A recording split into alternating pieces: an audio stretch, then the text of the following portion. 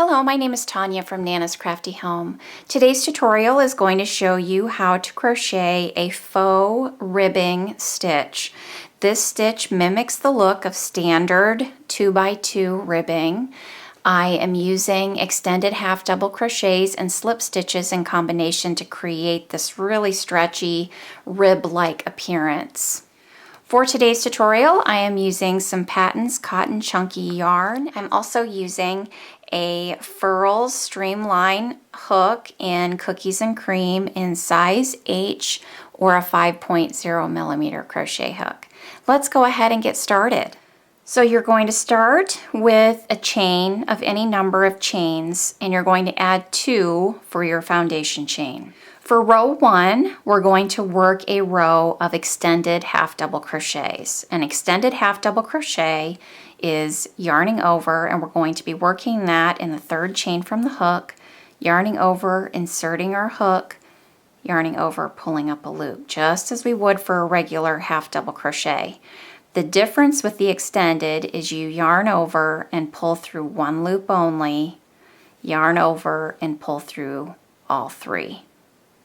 That gives that stitch a little bit of height, but you still end up with that bar that we're going to be working in for row 2. So just work an extended half double crochet in every chain, inserting our hook, pulling up a loop, yarning over, pulling through 1, yarning over, pulling through all 3. And continue that down your chain. So for row 2, I'm going to turn, chain 1, and now I'm going to be working slip stitches in that front 3rd loop of that extended half double crochet. And that front 3rd loop is this loop in the front here. Here are the top. If I move this forward a bit, you can see that these are the top 2 loops that I usually would work my stitch in. So I would insert my hook underneath those top 2 loops. But instead, I'm going to be working in this front 3rd loop in front of those 2 loops. So insert your hook into that front 3rd loop, yarn over and pull through. Insert your hook into that front 3rd loop, yarn over and pull through. Now you're going to want to work that slip stitch loosely for 2 reasons. 1, we're going to be working into that slip stitch in the next row, but that also is going to help alleviate some of the curl that this stitch is prone to have. So you're just going to be inserting your hook, yarning over, and pulling through. And you're going to do that all the way down this row. When we get to the end of that row, we're going to be working into the top 2 loops of that last stitch.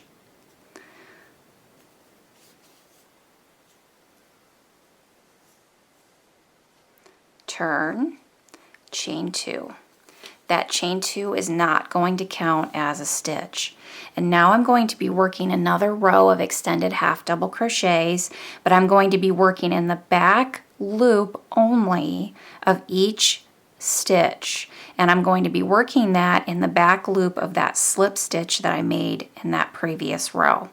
So again, that extended half double crochet working in the back loop, so I'm working in that same stitch, back loop only, yarn over, pull up a loop, yarn over, pull through 1, yarn over, pull through 3. And you're going to work that all the way down this row. So extended half double crochet in the back loop only. And that's why it was important to work those stitches really loosely so that I can get my hook into that stitch easily.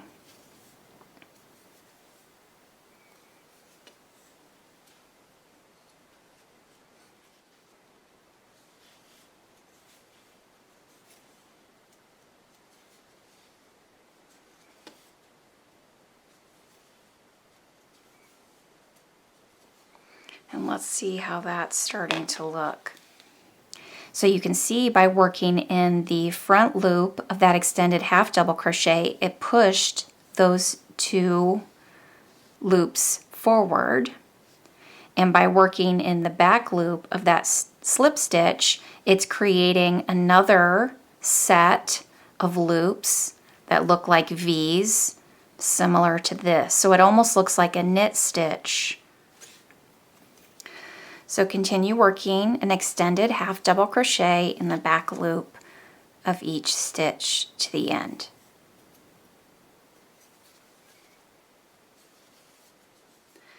When we get to the last stitch, I'm going to be working my extended half double crochet in both loops of that stitch from the previous row.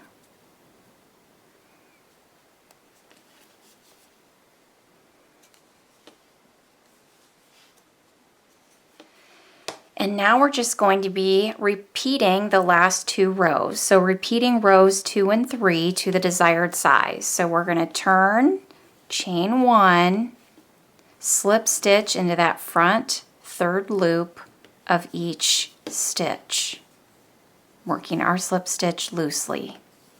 And so just continue on in that pattern to the desired size.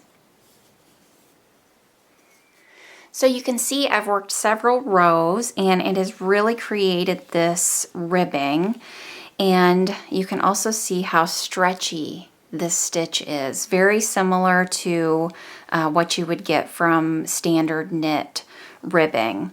You can also tell there is a little bit of curl on the edges. However, with blocking, a lot of that would get eased.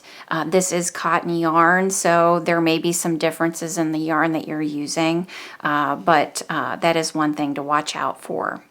I hope you've enjoyed this tutorial today. Thanks so much for being with me. As always, remember to subscribe to my YouTube channel. You can also hit that notification bell, like and share, which helps my channel grow.